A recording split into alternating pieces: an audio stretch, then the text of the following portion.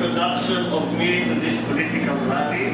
I thought it was a forum, but I was mistaken. Please sit down, please. I would also like to greet my good friend and the Vice Governor of the province of Tarlac, Vice Governor Bongbong.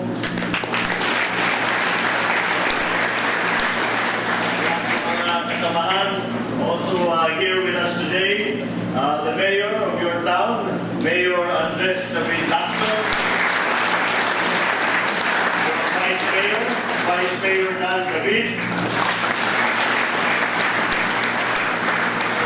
and the other esteemed guests, friends, ladies and gentlemen, good morning to you all.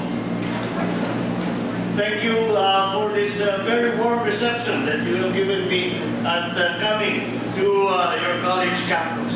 I thank the CHCC administration for their invaluable help in making this event possible, for it is a rare but definitely an exciting privilege for me. And it is also a rare visit that I have made to the province of Tarlac, to be with Tarlacenyo students from the Concepcion Holy Cross College here in your town of Concepcion. Una-una, para sa mga estudyante natin na nandyan, huwag kayong mag-alala o kakabahan. Walang banta na anumang quiz ang inyong pagpunta rito sa forum. Pagbalik ninyo mamaya sa inyong mga classroom. Secondly, perhaps you have been surprised at the news that I will be visiting your school for a dialogue with you, the students. I have, in the past few weeks and months, my work has included having to go up and down, around, all over the entire country to literally and figuratively check out our kababayans all around the country, most especially our youth. Kumbaga, higit pa sinasabi na apali hanggang ulo, sa Kampanan Todo, mula Batanes hanggang Tawi-Tawi. And that is not figurative, that is literal. Because of the work that we have been doing in the Senate, it has given me a reason to continue to go around, but especially because of my focus in the past few weeks on the Bangsamoro Basic Law, or the draft as it has been given to the Congress. And this has been something that has brought me to the farthest reaches of our country. And once again, it reminds me of how wonderful Filipinos are and what a beautiful country we live in, how lucky we all are to be Filipinos and proud of it. In fact, in the past few months, and mainly because of this proposal to create the so-called Bangsamoro government, which legal experts have criticized to be an ominous Bangsamoro sub-state, strong public clamor has brought me to the north, to the Visayas, to Tawi-Tawi, and sit down with our kababayan all around for dialogue and consultations. Earlier this month, I was in the province of Pampanga to consult with the local officials and other sectoral representatives there. So it is in the same spirit of wide-reaching and inclusive public consultation and national unity that I come here to your province, to your town of Tarlac, of Concepcion, to be with you and discuss all of these issues which perhaps do not come up. Hindi siguro pang araw-araw ninyo napapag-usapan ito.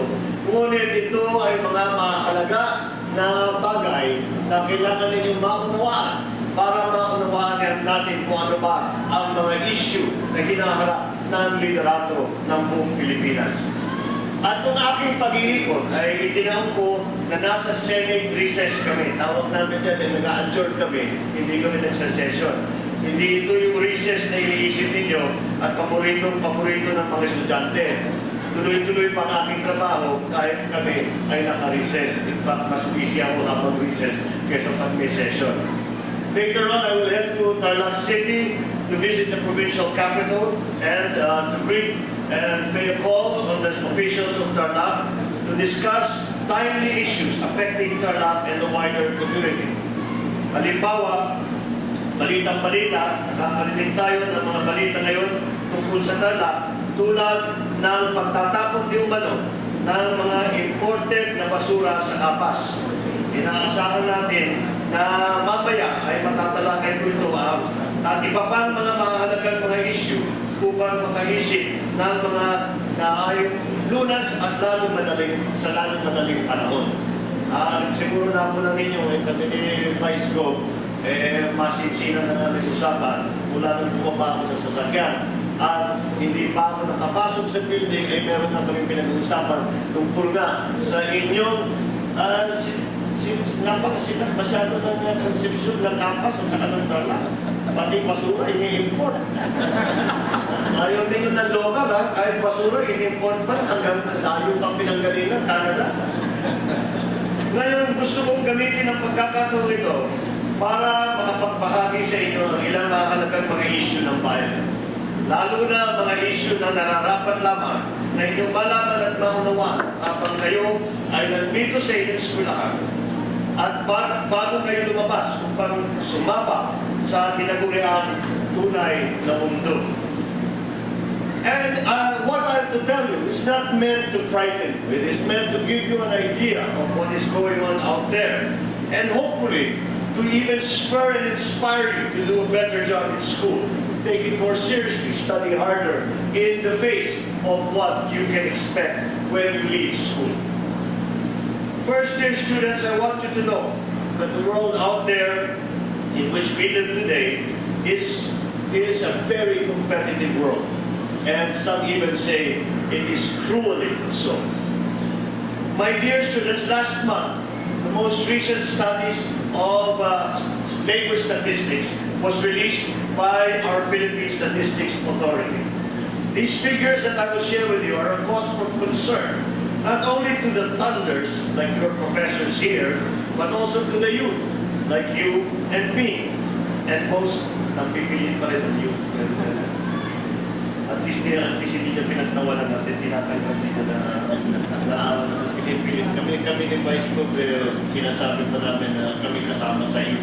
So, hopefully that you will accept that categorization kahit na pag nakita ninyo yung mga ID namin na makakaroon natin. This is because sooner or later, you will be able to transition into able-bodied members of the workforce of Concepcion, the workforce of Tarlac, and of course the country, to become active and integral parts of our larger economy. Sa puntong iyon, kayo na mismo ang may hawak ng inyong mga buhay at ng inyong mga kinabukasan. Para magbahagi ng inyong husay at talento tungo sa pag-angat ng ating ekonomiya at pag-asenso ng inyong mga sarili, pamilya at ng ating minamahal na Pilipinas. Let us examine some numbers. According to the April 2015 Labor Force Survey of the Philippine Statistics Authority, we are presently faced with a national unemployment rate of 6.4% around the country. Unfortunately, however, the region of Central Luzon, of which Tarlac is part, has posted a higher unemployment rate at 8%, even higher than the national unemployment rate. Oo nga, malapit ang Region 3 sa Metro Manila kapag distansya ang pag-usapan, ngunit pagdating sa unemployment, tila gusto rin yata dumikit na rin ang Region 3 sa Kalakang Manila. Ilang puntos lang sila mula sa 9.3% na unemployment rate ng Metro Manila. Kalahati ng bilang ng mga walang trabaho sa bansa ay nasa edad ng 15 hanggang 24. This demographic of 15 to 24 years old has unfortunately the highest level of unemployment in our country. Makikita ninyo na ito mismo ang karaniwang edad ng mga estudyante sa kolehiyo tulad ninyo ngayon. Sa mga trabaho, 22.5% o halos 1/4 sa kanila ay college graduates. Halos 1/4 ng ating mga unemployed ay college graduate. Pinapatunayan ito na kahit pa man tayo ay may hawak na college degree, hindi pa rin nakakasiguro na tayo ay magkakaroon ng trabaho.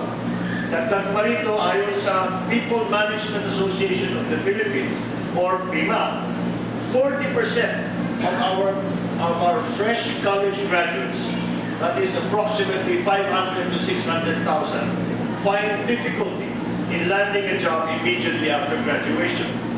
Ang gawin pa natin mas exciting. Lagyan natin ang angulo ng battle of the sexes. Among our unemployed Filipino workers, 63% are males, 37% are females. Anong ibig sabihin nito?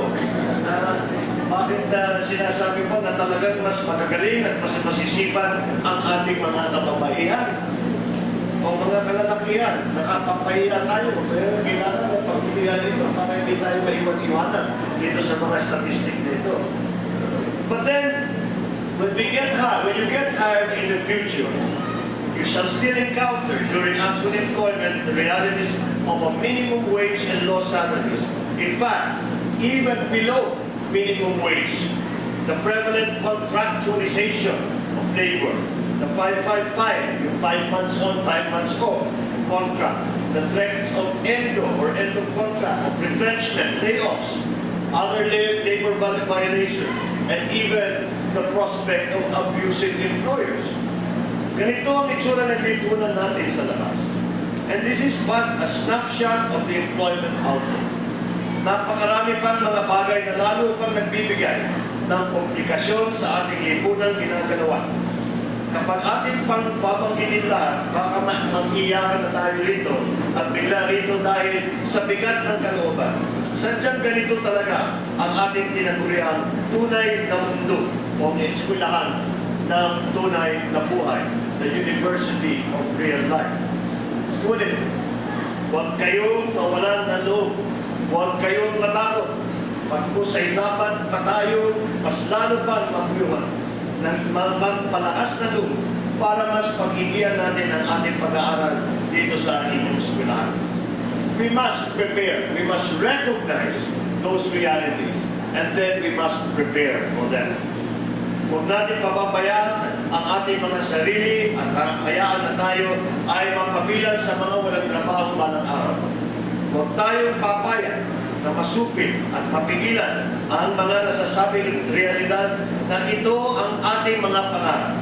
At mas lalong huwag tayong pumayag na basta na lamang matapakan at mayurakan ng mga ito ang ating mga karapatan. You must learn, teach yourselves if you have to, and learn by heart our rights under the Constitution and under law. Mahalaga ang mga ito at alam natin na tinituro ng mga ito dito sa inyong kolegyo.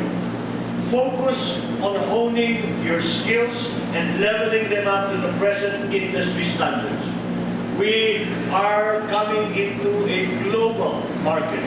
Ang mundo ngayon ay parang isang malaking merkado na hindi mo masasabi na isang bansa lamang ang nagtatrabaho. Hindi mo sinasabi lahat ng ekonomiya ay tumulan sa isang bansa. Kundi itong ating dahil sa bagong teknolohiya, dahil sa pagpaganda na pagpadali ng pagbiyahe, ay makikita natin na ang mundo ay parang isang malaking ekonomiya na. Kaya kailangan natin makipagkompetensya at makipagsabayan at ilaban ang ating kaling at kakayahan sa ating mga sa mga manggagaling sa ibang bansa. Ngunit malakas naman ang loob natin dahil nakikita naman natin sa pamamagitan at sa halimbawa na ipinapakita ng ating OFW na ang Pilipino, kapag binigyan ng pagkakataon, kapag binigyan ng sistema kung saan pag sila ay masipag, pag sila ay matalino, pag sila ay matyaga, ay sila ay makakaramdam ng tagumpay sa kanilang mga buhay. We have seen the example of OFW, and we know that if we are going to talk about the global market, if we are going to talk about the globalization of the world's economies, then clearly we have nothing to fear because we as Filipinos have shown the world that we are able to compete with anyone, no matter where they come from, as long as they stay true to the culture of Filipinos na masipag, matyaga, mabait, marunong mag-Ingles, at talagang iniisip lamang ang paano mas magandang paraan para tulungan ang inyong bansa, ang inyong pamilya, ang inyong mga mahal sa buhay. Our modern society proves that we literally should have what it takes to become what we dream of and what we aspire to. Now, to go back to the analysis of PIMA, ang sabi nila na ang manggagawang Pilipino ay kailangan isa, unang-una, matalas at masusing pag-isip. Ibig sabihin, it is also referred to oftentimes as critical thinking. This is what is needed in the markets today. This is what you will confront. Kailangan ang pag-iisip ninyo ay maliwanag, pag-iisip ninyo ay tuwid, ang sa ganun ay ang mga problema na inyong hinaharap ay kaya ninyong bigyan ng solusyon. Pangalawa, ang kailangan dito sa ating mga dito sa ating ekonomiya na ang mga trabahador ay may pagpupusa o inisyatibo. You must have initiative. What does it mean? Initiative means that you do not just wait for things to happen. Pag pinag-aaralan ninyo kung ano ang mga darating na problema at bago pa sila dumating, hindi nyo na inaantay ang utos ninyong mga amo, hindi nyo na inaantay ang payo ng inyong mga kasama, kung hindi inuunahan na ninyong gumalaw para gawa ng bigyan ng solusyon ang mga parating na problema. That is initiative. When you take the initiative, you make a decision for yourself, by yourself, to take action when you see that the problem is forthcoming. At ang pangatlo na pangangailangan ay magaling sa pakikipag-usap o pakikipag-alastasan. Hindi ibig sabihin ito magaling kayo mag-Facebook o magaling kayo mag-Instagram at mabilis kayo mag-text. Hindi yun ang ibig sabihin nito. Ang ibig sabihin ay what you have to understand is the language of the industry that you are in. You have to understand the concepts and the ideas, the principles under which your sector of the economy operates. You also have to understand the culture of the organization in which you operate, thereby giving you an advantage in being able to not only take the initiative, but also to communicate that initiative to your fellow workers so that you have an efficient mode of coordinating your actions. Ang punto ko ay dapat dito pa lamang sa inyo habang nasa eskwelahan pa lang kayo ay matutunan at mapag-usayan na ang mga kakayahan ito. Speaking of these important skills, let us use one obvious example. Ang Pilipinas ngayon ay kilala sa buong mundo sa ating mga call center companies, yung mga BPO, Business Processing Operation. And arguably, this fact is because the Filipinos recognize proficiency and adaptability in the language of English. Not to mention, ang kagaling ng mga Pinoy na kayahin ng mga Western accent. Hindi lang daw tayo magaling mag-English, magaling din daw tayo manggaya ng mga Amerikano, kaya rin tayo manggaya ng natin kayo labas, kung kailangan, kaya rin natin mag-slang. Hence, the importance of effective communication skills. Kung minsan, hindi ba, pati pangalan, pinapalitan eh.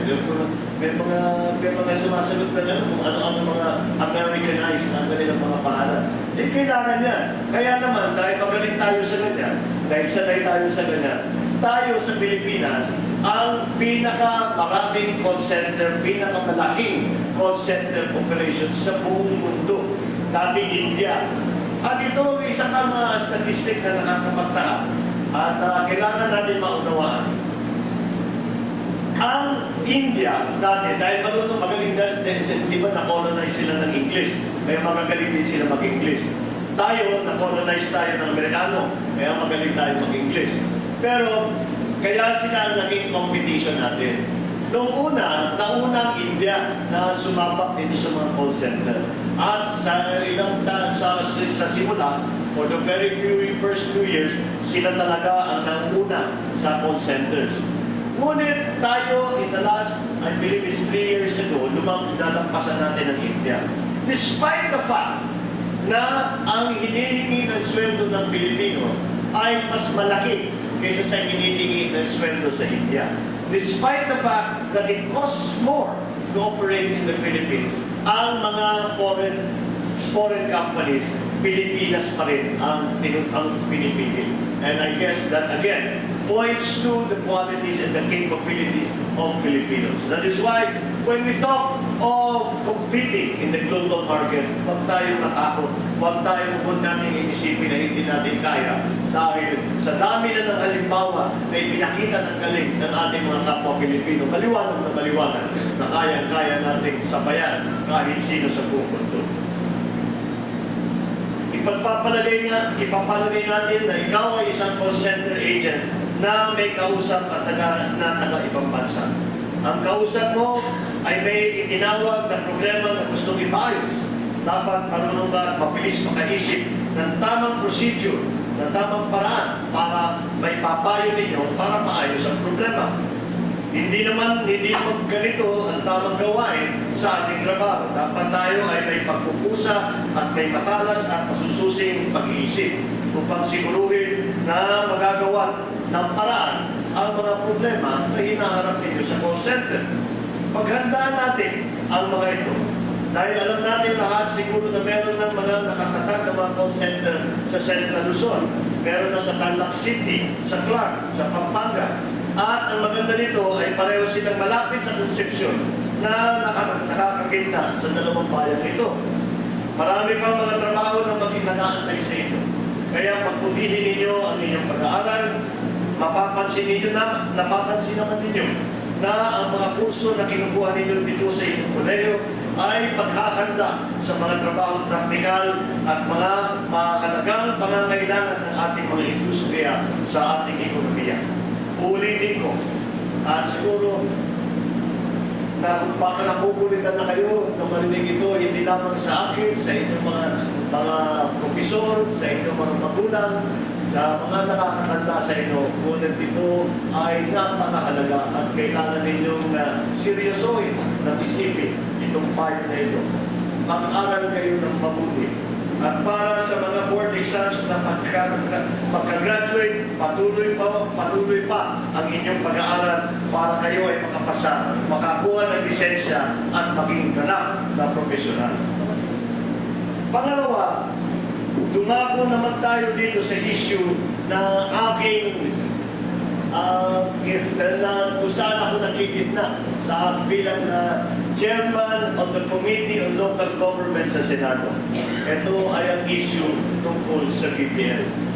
At dumako naman tayo sa issue na yan. At baka naman tanungin ninyo, anong kinalaman namin at Concepcion at Tarlac tungkol sa isang nangyayari sa Muslim Mindanao, nakalayo-layo naman dito sa amin. At siguro, madaling masabi, wala namang kinalaman sa amin. Well, I have to say that this is not the case.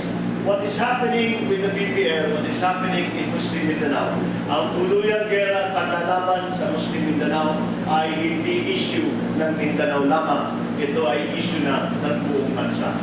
Dahil ang nangyayari, pag natuloy ang putukan, pag natuloy ang gera, ay ang pinakamasakit at pinakamalupit na pangyayari na bilang isang Pilipino na kailangan natin makita ay ang Pilipino na lumalaban at nakikipagpatayan sa kapwa Pilipino.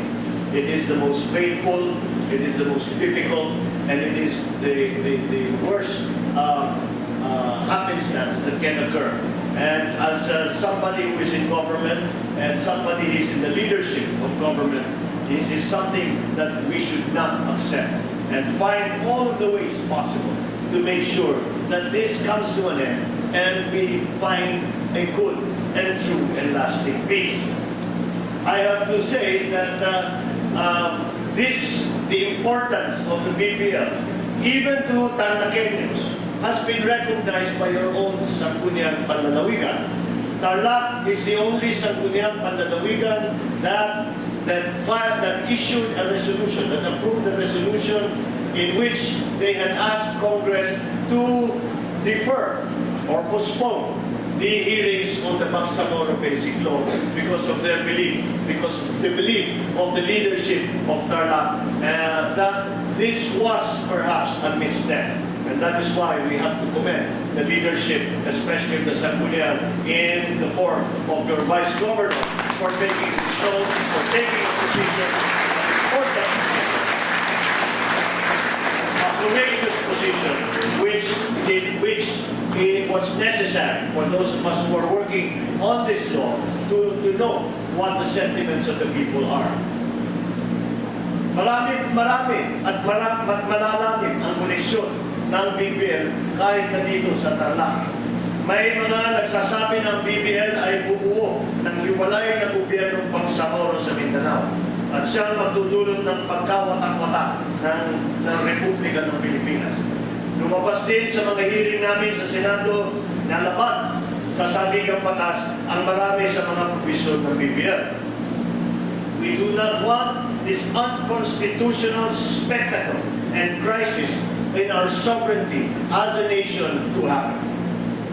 Never, even in our wildest imagination, did we think that we would be put in a position where we would be branded as enemies of peace because we wanted a law to be constitutional.